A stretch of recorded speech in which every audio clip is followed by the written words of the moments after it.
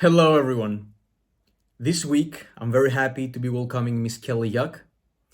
Miss Yoch is currently the Director of Client Relations for Watches of Switzerland in the US and has previously served as the Senior Consultant for Patek Philippe of North America. Overall, she has over 25 years of experience in luxury retail, client relations, and sales consultancy. This interview dives into her professional journey of acquiring and polishing her skill set to advise clients on their very special purchases, how she developed an interest in luxury retail to begin with, plus advice for the young professionals who wish to know more about the fine jewelry and fine watch industry. As I found out from this very insightful interview, fine watch sales is a very emotional process. It's very hard, extremely hard, for a person outside of the industry to comprehend how much emotional investment matters to an individual who purchases a fine watch. Through this interview, you will not only appreciate the journey that Miss Yoch takes her clients, but you will also, I'm sure you will also appreciate how much of an art sales is. I want to thank her, sincerely thank her, for allocating her very valuable time to talk to me, reflect upon her journey, but also take me on a journey through the logistical challenges of her roles in a very nuanced, specialized, and private industry.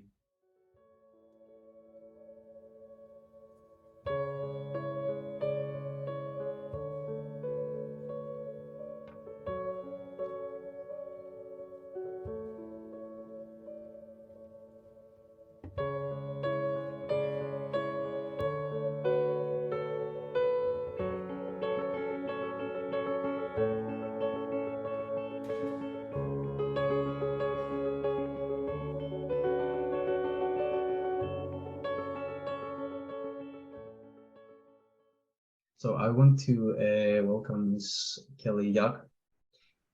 She's a director of client relations for Watches of Switzerland, and it's my honor and pleasure to have you here. Thank you for allocating your valuable time to talk to me.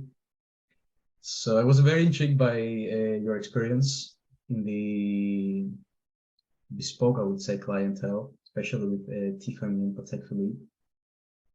As you know, these relationships, they're very sensitive, and they are based in minute details. That's what these people care about. And this is a very intriguing market. So I want to take you back to 1993. And I want I you to don't talk to remember me. that. That's I know, but I'm sure you remember why you entered the luxury retail industry and what your vision was back then.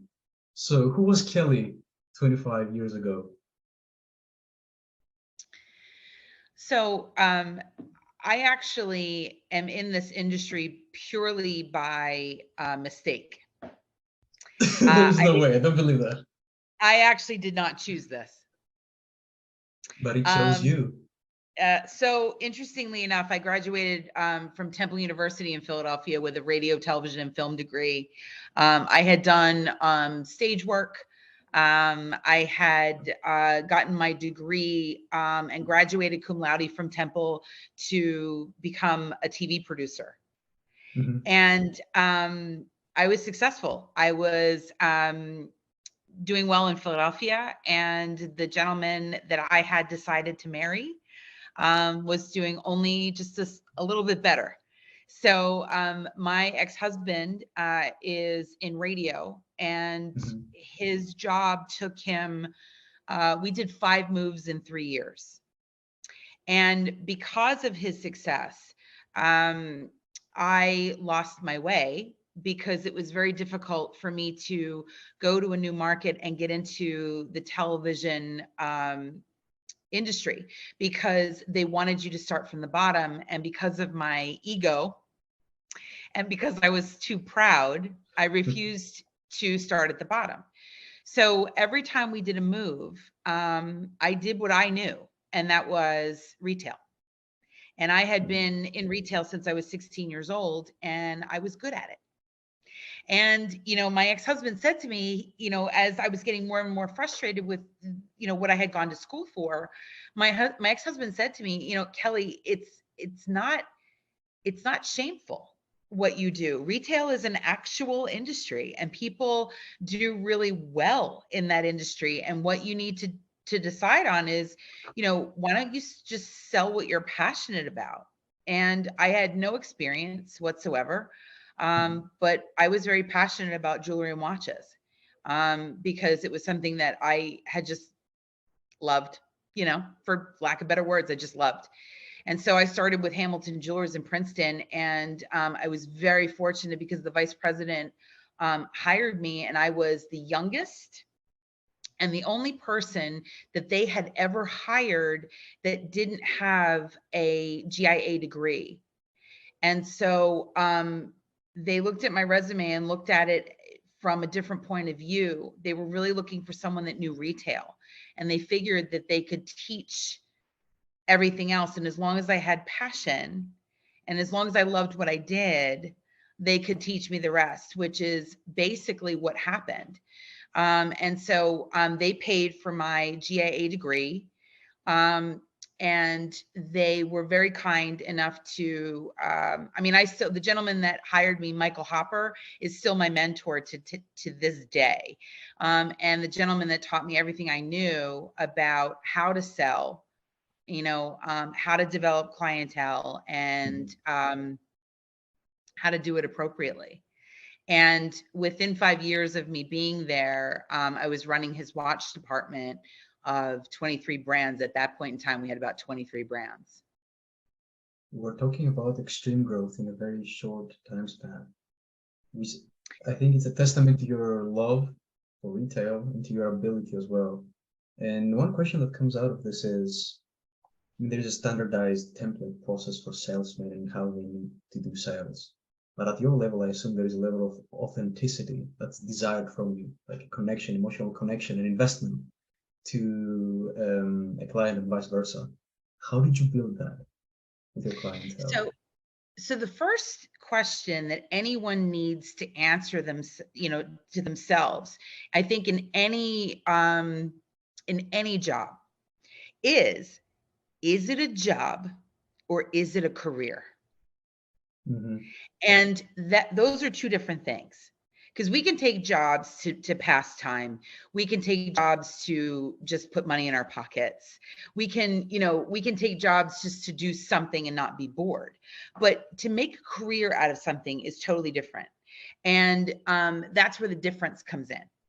This is my career. I mean, I always say I don't know how to do anything else, and do I have the confidence now at my age, to be able to go out and do something different? I only have that confidence today, because for the last 25, 30 years, I didn't have that confidence. I literally thought this was the only thing that I could do. And it's interesting because I only just kind of stumbled across that this past like 2 years. I'm like, you know what? I could go do that. If someone came to me and said, we're going to pay you, a really great amount of money to go sell doorknobs, I'm going to do it. Like, I would do it. You know what I mean? I feel like I can do it because it translates into any industry whatsoever. So to be very passionate about what you do, that's number one. That translates then into, what you're doing for your clients. If a client sees that you're in love with something, they're going to want to share that with you, And so, I've also based my entire career on honesty. I run a very honest business. And what I mean by that is I've only ever told clientele the truth. You know what I mean? So, can I get this? Here's how we can build to that. But do I have this available for you? No. Here's why. You know what I mean? Or, is this for me? And no, it's not. It's basing it on, brutal honesty. And you think about who's sitting in front of you. People that are at this level buying luxury timepieces have money, obviously, to play with, right? So their play money is yours to grow a collection. So why wouldn't I be 100% honest with whoever's sitting in front of me? Why, it's a privilege and it's an honor to be able to build collections or share a passion with someone. So they could take that money and spend it anywhere else. They're spending it with you. then you have to make sure that you're on their time, that you're, telling them the truth 100%, and that you're truly, you have their interest as your interest and your interest only. Mhm. I'm sure these clients, it's certain that some of them, they want their watches. They don't like no's. But from what you're saying, you treat everyone equally. And this is a baseline Yes. for everything that you do. It doesn't matter if they're spending $200,000 on a Patek Philippe. They will be treated the way they need to, meaning with absolute respect, kindness, and what fits their personal style. Because it's not just a timepiece. It's let's say, extrapolation of the character. What the character is, the watch should be as well. So Everyone's can money is green. you, Everyone's money is I green. I will steal that. I will steal that if you may. Everyone's money is green. I've never heard that. I will steal that. I'm so stealing It, that. well, here in the United States is green. You know what I mean? But like, Yes, it's, yes. you know what I mean? But It's the same. yeah.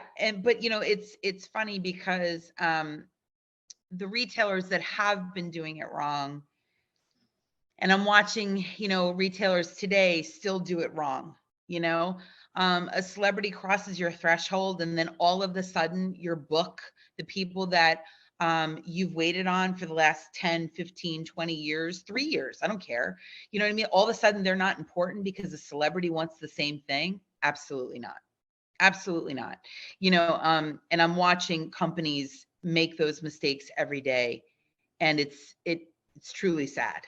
It's truly sad. So, for me, everyone has always, in my brain, everyone is always treated equally, 100%. Mhm.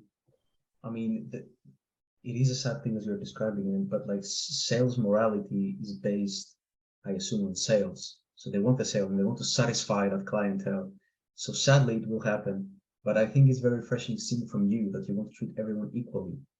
Mhm. You have more value. There's a moral ground on what you can have and when you can have it, because there is Mhm. a priority list. That's how it works. So, could you talk to me about shaping the sales experience within Tiffany Co for Patek Philippe in North America as a consultant? So I spent, I spent 12 and a half years of my career doing that and that alone. So I was mono branded and, worked directly for Tiffany. Patek Philippe put me there. I was the first hire that Tiffany made, when that salon opened in 2008. It's something that I'm very proud of. And it is, it started, you know what I mean? It started with guns blazing because, so, that salon meant that Patek Philippe had made a decision to recognize that as the salon for North America. Tiffany is the oldest American retailer for Patek Philippe since 1851. And so when Mr. Stern decided to put a salon presence in the United States, he couldn't ignore the longstanding relationship that Tiffany had. And so that's why, that was chosen as Patek Philippe's sort of house, if you will. Mr. Patek came to America, with a briefcase, and this guy Tiffany was doing, amazing business, and on a handshake, Mr. Patek put his watches, in the case, and Mr. Tiffany said, "Hey, listen, nobody really knows you, okay, but they know me here, so we should put my name on the dial." And and Tiffany was, and Mr. Patek was like, "Oh, that's a great idea," and so that's kind of how that began, and it's a simple story, but that's how it happened. And so the importance of buying something precious became even more important because you had these two names together. So I truly felt, along with my three coworkers, that this was the helm of what Patek Philippe sort of wanted in the United States, and we were the four representatives of that, and so we took it very seriously. So everyone that crossed our threshold, was given an education, was made to understand. We took customers from point A to point B and did that journey with them, building collections, building, passion for the brand. And it exploded. I mean, I have to say that, this started in 2008. And when I left in 2020, it was a whole different monster. I mean, it was, and that's sort of what it became. It sort of became a monster. And I feel responsible for it, in a good way, and in a bad way, kind of, because I feel like, I took this job very, very seriously. I built these relationships, and, as the product became more and more scarce, it It was then difficult to turned, satisfy everyone. I mean, it turned a lot of people to be very entitled. The phone would never stop.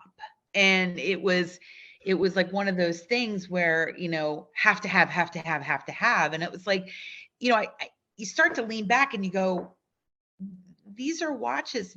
We're not saving the world. We're not saving children. We're not, curing cancer. We're not, I mean, like, this is, this really is, and I'm proud of what we sort of built, but it became really something else. It was kind of extraordinary. And it took a toll on me. It took a toll. I believe that you're only empowered when you can talk about your faults and when you can talk about your strengths. And for me, mentally, it started to break me down. Because I was still doing my job the same way that I was doing it day one. And so, to try and please everyone, it became really interesting. And then the whole business and the whole dynamic changed when LVMH came in. That's something that I won't speak to, but it became very different. And in order for me to do business the way I am accustomed to doing business, very personally, and very, very one-on-one, I just knew that I had to do it in a different capacity. Mhm. And there comes Watches of Switzerland. Yes. So can you talk to me about that transition? Watches of Switzerland, as you know, in Europe, has a very strong presence. Mhm. And when they came to the United States, all the retailers, I think, sat back and, especially here in New York, and went like, ugh, like, not, another big name is coming, and like, what does this mean? And what it means is, first of all, there's the way the market is today, there's business for everyone. And, knock on wood, we're still seeing numbers and still putting up numbers that are extraordinary. And I think it's because of our very interesting selection. We represent brands that are not necessarily being represented all over the United States. I have a brand that was with me this morning that I can't say yet, but I'm really excited to bring on because, again, I think it's what sets us apart.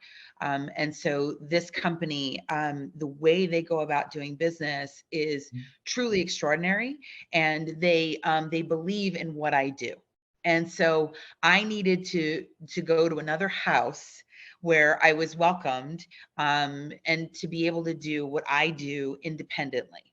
So I have a very interesting role because I'm taking care of a lot of our high net worth. I brought some gentlemen with me that I've introduced to new brands, but the fact remains, what I do is very personalized and it's very, very one-on-one. So building collections, curating events that are going to be interesting to our clients, bringing in brands that are going to interest our clients.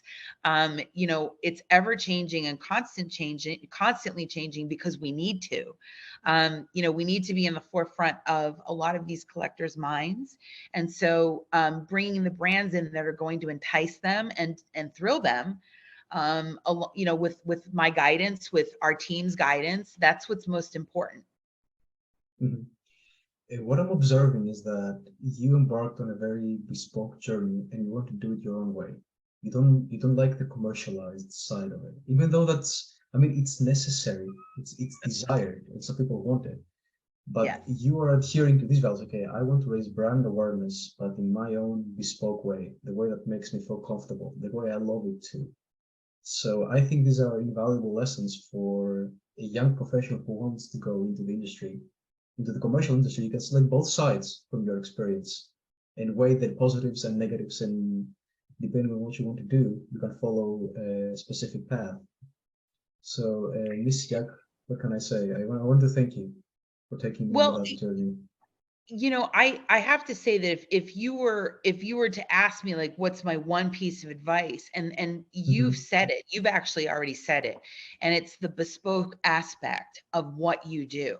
And again, if you own gas stations, if you are selling watches, if you own a pet store, it doesn't matter. It doesn't matter what it is. It doesn't matter if you're making $20 an hour, $50 an hour, $6,000 an hour. It doesn't matter. It matters on how you treat the consumer, and what makes that consumer in front of you feel like he is the only one in your presence.